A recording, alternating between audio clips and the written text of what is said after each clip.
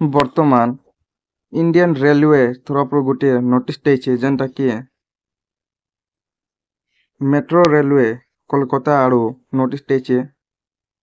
ସେନେ କେତେଟା ପୋଷ୍ଟ ବାହାରିଛେ କାଣା ସବୁ ଡିଟେଲ୍ସ ଅଛି ସେ ବିଷୟରେ ଜାଣମା। डिटेल्स जानवा अगर आम चैनल के पहला तो नुआ आइछन बोले सब्सक्राइब करूँ, वीडियो के लाइक शेयर करवाटा नहीं भूलबे। इन्हें देखी पार्थ नोटिस फॉर एनएचमेंट जेनटा कि metro railway Kolkata for the year 2025-26 जेनटा कि नुआ नोटिस टे नोटिस टे 25/11/2024 से बाहर थिला। तापर इन्हें शेड्यूल रे का काना देखी दऊँ जेनटा कि इटा ऑनलाइन स्टार्ट है 23/12/2024 रु बोले आज 21 तारीख है और 2 दिन पर यहाँ ऑनलाइन स्टार्ट है जॉब लाई मेट्रो रेलवे रे जेन माने जॉब करवा चाहून बोले से माने अप्लाई करबे 23 तारीख रु। तापर से लास्ट डेट रोचे 22/1/2025। इन्हें अप्लाई डेट होचे 23/12/2024 रु जेनटा कि 11 बजे रु ऑनलाइन स्टार्ट है और 22/1/2025 जेनटा कि राति रे सेटा 3 बजे आड़े सेटा सरवा। तापर इन का डिटेल्स आछे केन माने जॉब ला एलिजिबल सेटा जानमा।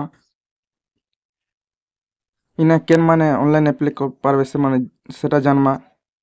और इन एजुकेशन क्वालिफिकेशन केते माइसे सेटा जानमा। एजुकेशन क्वालिफिकेशन जेनटा आमर 10+2 क्लियर करथिबार अछि और 50% मार्क थिबा अछि तार संगे आईटीआई हो कि डिप्लोमा करिथिबा जरूरी।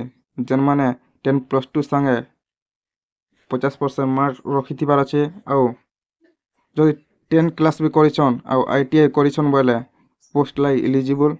जेन माने +2 करिछन और आईटीआई रखिछन बोले से माने ई पोस्ट लाई एलिजिबल। और इन पोस्ट का काना रहचे इन्हें देखि पातो आईटीआई पास आउट कैंडिडेट जेन मन को लाई पहला तो फिटर रोचे तापर इलेक्ट्रिशियन रोचे तापर पर 4टा पोस्ट रोचे जेन माने पोस्ट लाई एलिजिबल आईटीआई करिछन 10 परे कि +2 पर आईटीआई करिछन बोले से माने ई पोस्ट के पकोन टोटल पोस्ट बाहरी छे 128 टा। और इटा जेनटा कि कोलकाता मेट्रो रेलवे रो मेट्रो रे काम करवा लाई पोस्ट बाहरी छे जेन माने एलिजिबल बोले से माने पकोन और एज टा केते रोचे सेटा भी जानमा।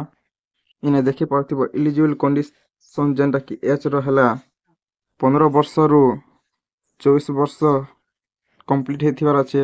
और इने एज रिलैक्सेशन देखि दमा जेनटा कि एसटीएससी मन के 5 वर्ष एज रिलैक्सेशन रोचे और ओबीसी मन को लाई 3 वर्ष एज रिलैक्सेशन रोचे जेन माने ई एच भिते एलिजिबल बोले से माने ऑनलाइन अप्लाई 23 तारीख रु करी पकावे।